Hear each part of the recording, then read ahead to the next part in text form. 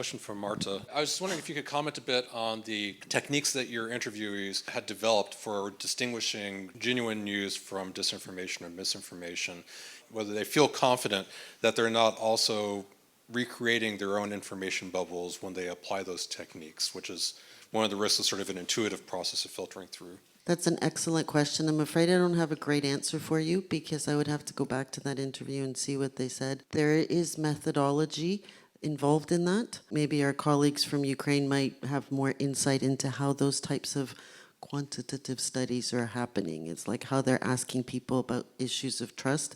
But that's, for me, the most interesting part, right? Like, how do you realize that this is true, this is not true? How do you measure that? And that's hard. I'm sorry, that's the best I can do on that one. But that's the question. First, I have a question to Martha. You mentioned that they use Telegram for documenting war crimes, for example, but also in the war for documenting troop movements and so on.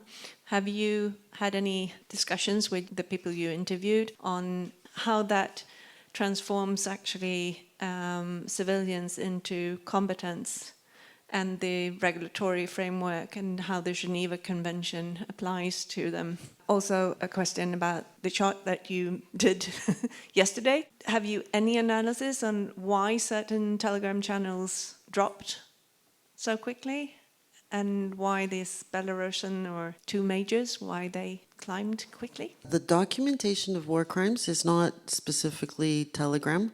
It's various social media platforms, and the way that it works is projects are created, they scrape the data from all the platforms, and then they put it together. The people who are actually thinking in those terms, they're very aware of all the regulations. And again, Natalia, who's a journalist, who's the one I spoke to most in detail about this, she said it's very important for us to put together a case that we'll be able to use in the International Criminal Court. So they are extremely careful in what kind of information they have and what they're doing with it. But they're aggregating, right? So the point is that people who are witnessing things are putting them on the social media, and then other people are taking them and putting them together. But along those lines, another journalist, photojournalist, Yefrem Lukatsky, he said sometimes journalists are not very aware or not as respectful as they should be because they're going for the story. They want to capture something and they want to put it out there quickly, so they're the first ones. And there are cases where the safety of the individual that's being spoken to or photographed are disregarded. So that does occasionally happen as well. I hope that answers your question. So regarding the question about changes of influencers in that Telegram space, the main point, just to reiterate, the top 10 actors remain consistently stable. It means that it's really hard to break into that information bubble that the Russian state created. But some of the changes we see on the low end, and I mentioned the Belarusian news aggregator as well as the military blogger, those changes sometimes happen because people turn to some of the channels to know what's happening on the front, and some of the military guys actually running those channels. And if they're killed or captured, the channels sometimes go, idled. So that sometimes reflects in the rankings of that. But we are looking forward to studying more of those trends, so because we just identify some of them. We have a question to Natalia. Are those Telegram channels hold an imminent threat to Canadian democracy, or they just exist and put the pro-Russian narratives for the Russian people? Going back to some of the early observations that Marta mentioned, not a lot of Canadians using it. We actually run in every other year survey, state of the social media survey, asking Canadians what platforms you're using on. Telegram is not top 10 list for sure, but for us it's more of an early indication of what kind of narratives and who are the actors from the West might be present there, because they do have active accounts on X, on platforms we use here in Canada, on YouTube, so on and so forth. So even though the Telegram as a platform itself doesn't directly impact Canadians, we do find it useful to study those, how Kremlin's narratives propagate. Professor Gruz, have you ever tried geographic mapping of the users? If you have, can you draw any conclusions from that? So we are using publicly available data, so there's no geocoded information. One can try to find geocodes from the messages mentioned or pictures shared. We haven't done that. The closest we got to it would be looking at the language. So we look at the Ukrainian language, will be mostly in that pink color. Everything else is Russian, and some of those peripherally channels in English. But if you have some good strategies to look at that geographically, we'd love to chat with you more. Thank you so much, Professor Gruz. Can you please elaborate a little bit on Telegram groups? How different they are compared to channels, and what are the major topics united people in regards to the war in Ukraine? Thank you. So channels, again, started by individual, organization, can have set of moderators, and you have, as a user, you can follow the channel, but you have limited ability to interact with that content. You can react to it, like emoji likes and stuff. Depending on moderation, you may be allowed to comment on individual posts, but quite often we see channels block that feature. With the groups, Telegram differentiate two types, groups under 200, and then anything that has more than 200, they call them super groups. But functionalities are the same, so you join the group, there could be updates about air sirens, and people can comment on it, or those, Russians, again. The topics varies, so I haven't seen huge difference between what topic covered in channels versus groups. They're quite, based on the connectivities in this network, it's quite dense. Some of the content posted on channels still ended up to be part of the groups. The only difference is really there are more users engaged in those conversations. As research topic, we don't find those conversations indicative or useful. There's lots of noise, trolling, bots, so we are more interested in looking at those information pathways. Yeah. I have two questions for Professor Gruz. One is about, you mentioned Russian anti-Kremlin channels, and you said that in this particular example, they were citing Zelensky. Where are they in this graph? Do they cite Ukrainian sources more often? Do they cite pro-Kremlin sources, but they provide critical commentary? How prominent are there? Are there many of them? What's the sort of scale that we're talking about? The second question was, when you were talking about these channels, I sort of remembered that when the attempted coup of PMC Wagner happened, it was announced on Telegram. Can we, through looking at the networks, sort of see the outlines of factions within Russia? And have you sort of studied that? Or is the line maintained universally and that there's no deviation from the official line when you're looking at these pro-government channels? So the first question about those bridging agents that I indicated, some of those alternative media critical of Kremlin but identify as Russians, that good subject for future study. Essentially spend a lot of time building the data set, and now we can ask those questions. So if you or somebody else interested in collaborating with us on questions like that, we have the data and network to answer them. Regarding the second question is, the mapping we did over the last 3 years, shows that the network is quite stable, so we don't see major changes. So while some of the narratives slightly can deviate and be more critical, they still tap into the same information network, so we don't see the structure which changes that much. So it could be just some of the channels just trying to be outrageous to gain followers, but in reality, they still getting the message from from RIA News and other central nodes. So I haven't seen those changes indicative in the network.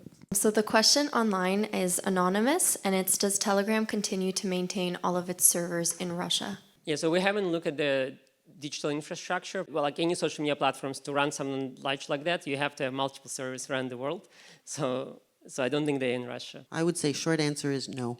That's the reality. They have to be diversified. I have a quick question to Professor Gruz. In your table, you have this top 10 Telegram channels that's been mostly cited. My question is that among this top 10, most of it is just like news sources that are like publishing the most. Did you think about weighting against the number of the posts, so like making the weighted average? Because like RIA News publishes like at least hundreds of times per day or something like that, compared to some mill bloggers who are, some of them are also pretty prolific, but maybe it would make sense to make it weighted against of the like absolute numbers. Yeah, so in a way it is weighted. We didn't have time to get into the network analysis part, but we're looking at what it's called in-degree centrality, which measures how many other channels reference you, not necessarily how many times they reposted your content. So it is already weighted for that. So you mentioned how there's a huge jump at the beginning in terms of people signing up for use with Telegram. And my question is, do you find that there's a decline, especially given with Durov and his relationship to Russia? I mean, his sort of big claim and the reason that those networks were thought to be so open was his reluctance to cooperate with law enforcement. And given that it's so poorly like end-to-end encrypted, like why aren't people using Signal? Why aren't they even using sort of any of the other systems? Two questions there. First, has there been a decline? Absolutely. A number of reasons. First of all, information overload. Maybe those of us in the room that have been following what's been going on. Initially, I was on the news cycle 24/7, and then there comes a point where you just can't, right? And so that's the same pattern in Ukraine. So there's been a decrease in just people's interest in news. And something, again, some of the respondents were saying that people who had never been interested in news started following the news when that, so that spike has plateaued. Now, why have people continued to use Telegram? Because Telegram continues to be the number one. So overall, there's a decline in usage, but the structure is the same. This is the question I don't have the answer to. That they know that this is Russian-owned, and most people say, yeah, I know that they're probably sharing their data, even though he says he isn't.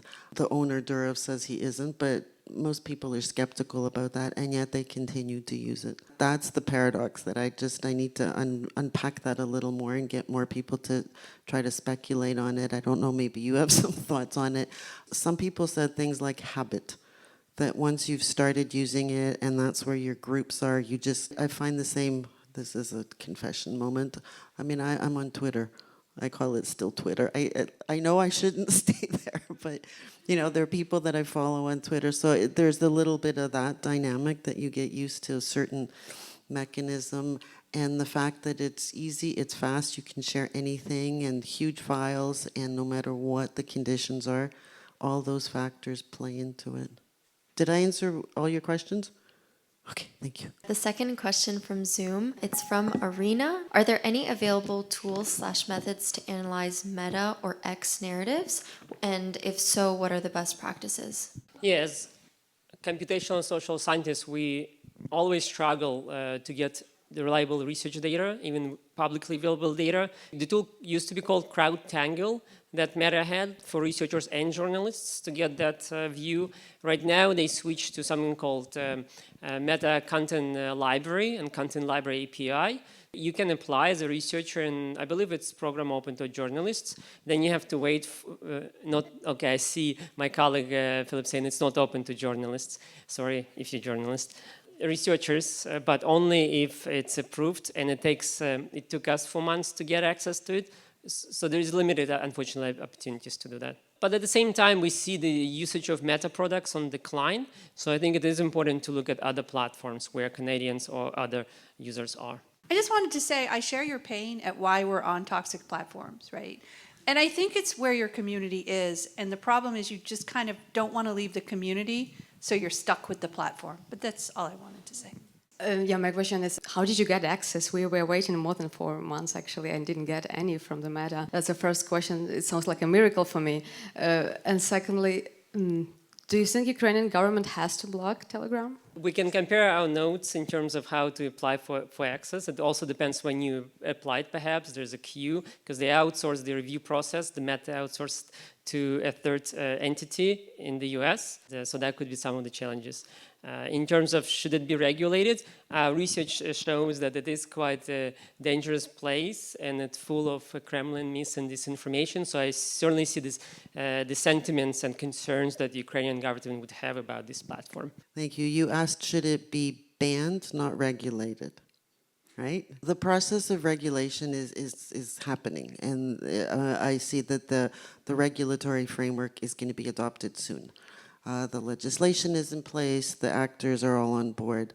The question is, how do you enforce that? That's problematic. The question about banning, that's a sensitive issue, but I'm going to give you a few things to think about, and then we'll end it. Serhiy Lashchenko pointed out that even regulating anything in the media sector in Ukraine is sensitive, and that's because there have been two periods of censorship, the Kuchma censorship and the Yanukovych censorship.